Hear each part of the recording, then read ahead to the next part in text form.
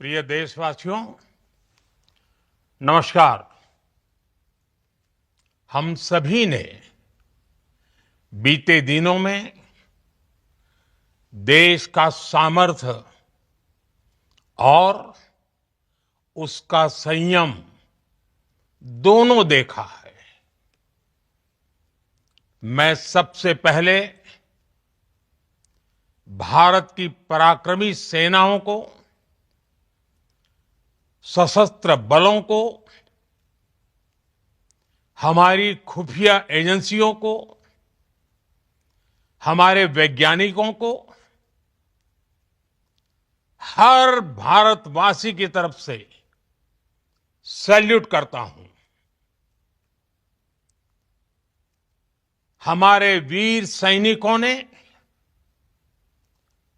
Operation सिंदूर के लक्ष्यों की प्राप्ति के लिए असीम शौर्य का प्रदर्शन किया। मैं उनकी वीरता को, उनके साहस को, उनके पराक्रम को आज समर्पित करता हूं हमारे देश की हर माता को, देश की हर बहन को और देश की हर बेटी को ये पराक्रम समर्पित करता हूं। साथियों, 22 अप्रैल को पहलगाम में आतंकवादियों ने जो बर्बरता दिखाई थी, उसने देश और दुनिया को झकझोर दिया था। छुट्टियां मना रहे निर्दोष मासूम नागरिकों को धर्म पूछकर उनके परिवार के सामने, उनके बच्चों के सामने बेरहमी से मार डालना, यह आतंक का बहुत विभत्स चेहरा था, क्रूरता थी। ये देश के सद्भाव को तोड़ने की घिनौनी कोशिश भी थी। मेरे लिए व्यक्तिगत रूप से ये पीड़ा बहुत बड़ी थी। इस आतंकी हमले के बाद सारा राष्ट्र, हर नागरिक, हर समाज, हर वर्ग, हर राजनीतिक दल एक स्वर में आतंक के खिलाफ कड़ी कार्रवाई के लिए उठ खड़ा हुआ। हमने आतंकवादियों को मिट्टी में मिलाने के लिए भारत की सेनाओं को पूरी छूट दे दी और आज हर आतंकी, आतंक का हर संगठन जान चुका है कि हमारी बहनों बेटियों के माथे से सिंदूर हटाने का अंजाम क्या होता है।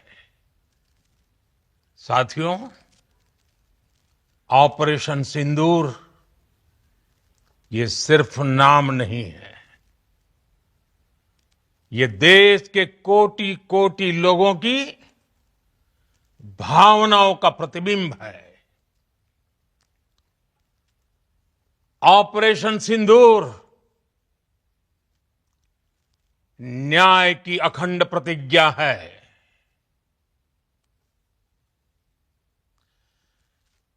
6 मई की देर रात, 7 मई की सुबह पूरी दुनिया ने इस प्रतिज्ञा को परिणाम में बदलते देखा है। भारत की सेनाओं ने पाकिस्तान में आतंक के ठिकानों पर, उनके ट्रेनिंग सेंटर्स पर सटीक प्रहार किया। आतंकियों ने सपने में भी नहीं सोचा था कि भारत इतना बड़ा फैसला ले सकता है। लेकिन जब देश एकजुट होता है, नेशन फर्स्ट की भावना से भरा होता है, राष्ट्र सर्वोपरि होता है, तो फौलादी फैसले लिए जाते हैं, परिणाम लाकर दिखाए जाते हैं। जब पाकिस्तान में आतंक के अड्डों पर भारत की मिसाइलों ने हमला बोला, भारत के ड्रोन्स ने हमला बोला, तो आतंकी संगठनों की इमारतें नहीं, बल्कि उनका हौसला भी थर्रा गया। बहावलपुर और मुरिद के जैसे आतंकी ठिकाने एक प्रकार से ग्लोबल टेररिज्म की यूनिवर्सिटीज रही है। दुनिया में कहीं पर भी जो बड़े आतंकी हमले हुए हैं, चाहे 9/11 हो, चाहे लंदन ट्यूब बॉम्बिंग हो, या भारत में दशकों से जो बड़े बड़े आतंकी हमले हुए हैं, उन सब के तार कहीं ना कहीं आतंक के इन्हीं ठिकानों से जुड़ते रहे हैं। आतंकियों ने हमारी बहनों का सिंदूर उजाड़ा था, इसलिए भारत ने आतंक के ये हेडक्वार्टर्स उजाड़ दिए। भारत के इन हमलों में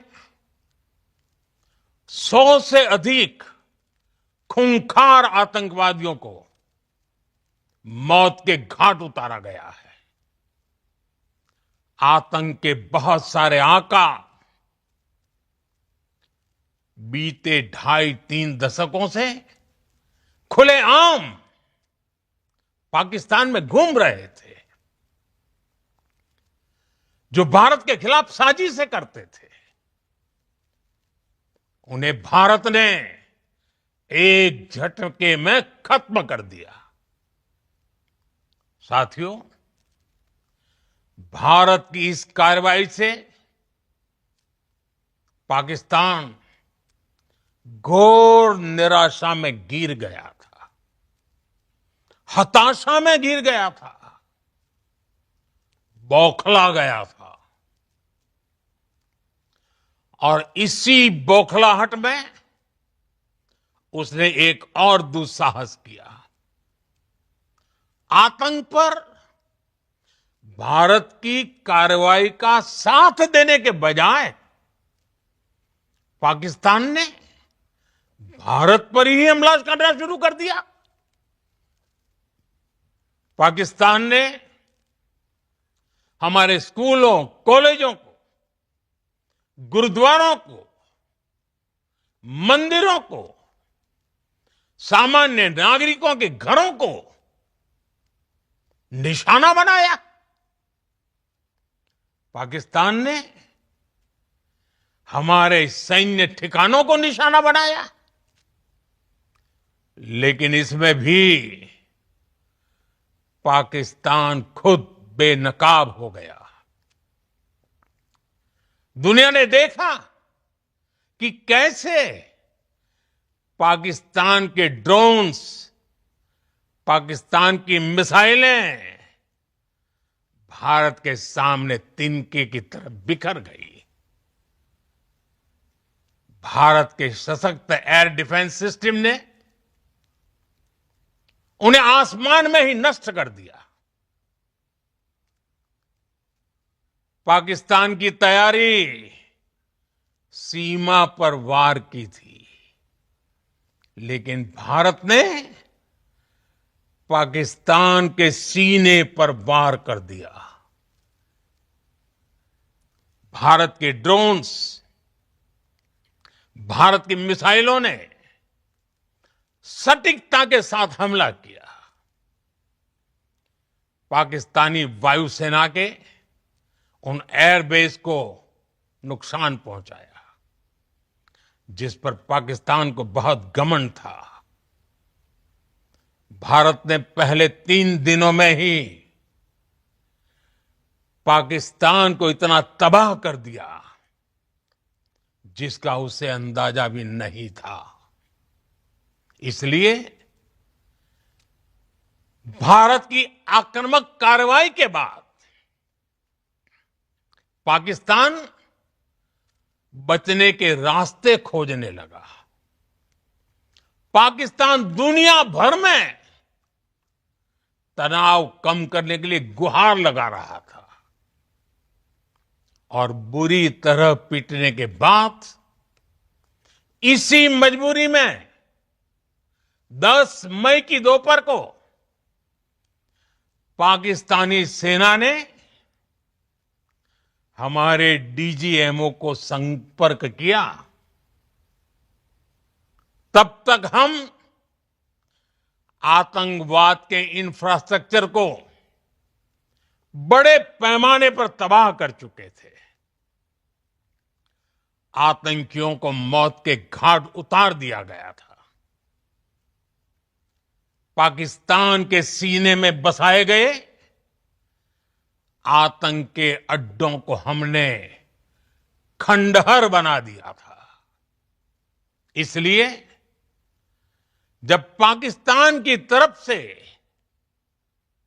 गुहार लगाई गई, पाकिस्तान की तरफ से जब ये कहा गया कि उसकी ओर से आगे कोई आतंकी गतिविधि और सैन्य दुस्साहस नहीं दिखाया जाएगा, तो भारत ने भी उस पर विचार किया। और मैं फिर दोहरा रहा हूं, हमने पाकिस्तान के आतंकी और सैन्य ठिकानों पर अपनी जवाबी कार्रवाई को अभी सिर्फ स्थगित किया है। आने वाले दिनों में हम पाकिस्तान के हर कदम को इस कसौटी पर मापेंगे कि वो क्या रवैया अपनाता है। साथियों, भारत की तीनों सेनाएं, हमारी एयरफोर्स, हमारी आर्मी और हमारी नेवी, हमारी border security force BSF, Bharat के अर्धसैनिक बल लगातार अलर्ट पर है। सर्जिकल स्ट्राइक और एयर स्ट्राइक के बाद अब ऑपरेशन सिंदूर आतंक के खिलाफ भारत की नीति है। ऑपरेशन सिंदूर ने आतंक के खिलाफ लड़ाई में एक नई लकीर खींच दी है। एक नया पैमाना, न्यू नॉर्मल तय कर दिया है। पहला, भारत पर आतंकी हमला हुआ तो मुंह तोड़ जवाब दिया जाएगा। हम अपने तरीके से, अपनी शर्तों पर जवाब देकर रहेंगे। हर उस जगह जाकर कठोर कार्रवाई करेंगे जहां से आतंक की जड़ें निकलती हैं। दूसरा, कोई भी न्यूक्लियर ब्लैकमेल भारत नहीं सहेगा। न्यूक्लियर ब्लैकमेल की आड़ में पनप रहे आतंकी ठिकानों पर भारत सटीक और निर्णायक प्रहार करेगा। तीसरा, हम आतंक की सरपरस्त सरकार और आतंक के आकाओं को अलग अलग नहीं देखेंगे। ऑपरेशन सिंदूर के दौरान दुनिया ने पाकिस्तान का वो घिनौना सच फिर देखा है, जब मारे गए आतंकियों को विदाई देने पाकिस्तानी सेना के बड़े बड़े अफसर उमड़ पड़े। स्टेट स्पॉन्सर्ड टेररिज्म का ये बहुत बड़ा सबूत है। हम भारत और अपने नागरिकों को किसी भी खतरे से बचाने के लिए लगातार निर्णायक कदम उठाते रहेंगे। साथियों, युद्ध के मैदान पर हमने हर बार पाकिस्तान को धूल चटाई है और इस बार ऑपरेशन सिंदूर ने नया आयाम जोड़ा है। हमने रेगिस्तानों और पहाड़ों में अपनी क्षमता का शानदार प्रदर्शन किया और साथ ही न्यू एज वॉरफेयर में भी अपनी श्रेष्ठता सिद्ध की। इस ऑपरेशन के दौरान हमारे मेड इन इंडिया हथियारों की प्रामाणिकता सिद्ध हुई। आज दुनिया देख रही है 21वीं सदी के वॉरफेयर में made in India defence equipments, इसका समय आ चुका है। साथियों, हर प्रकार के आतंकवाद के खिलाफ हम सभी का एकजुट रहना, हमारी एकता हमारी सबसे बड़ी शक्ति है। निश्चित तौर पर ये युग युद्ध का नहीं है, लेकिन ये युग आतंकवाद का भी नहीं है। टेररिज्म के खिलाफ जीरो टॉलरेंस, ये एक बेहतर दुनिया की गारंटी है। साथियों, पाकिस्तानी फौज, पाकिस्तान की सरकार जिस तरह आतंकवाद को खाद पानी दे रहे हैं, वो एक दिन पाकिस्तान को ही समाप्त कर देगा। पाकिस्तान को अगर बचना है तो उसे अपने टेरर इंफ्रास्ट्रक्चर का सफाया करना ही होगा। इसके अलावा शांति का कोई रास्ता नहीं है। भारत का मत एकदम स्पष्ट है।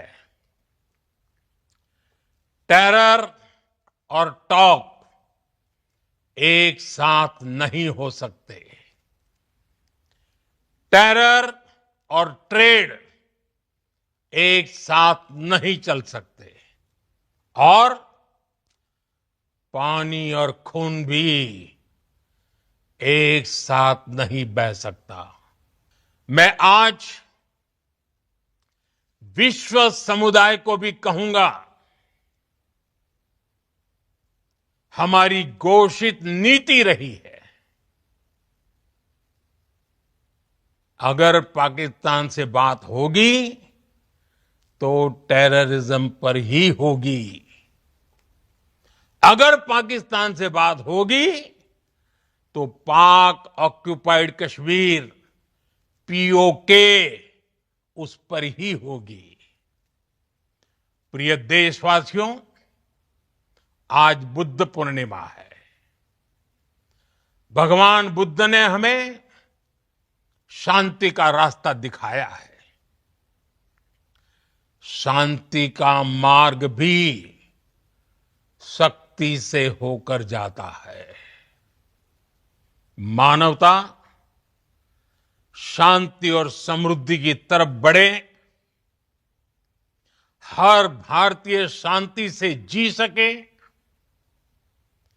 विकसित भारत के सपने को पूरा कर सके, इसके लिए भारत का शक्तिशाली होना बहुत जरूरी है।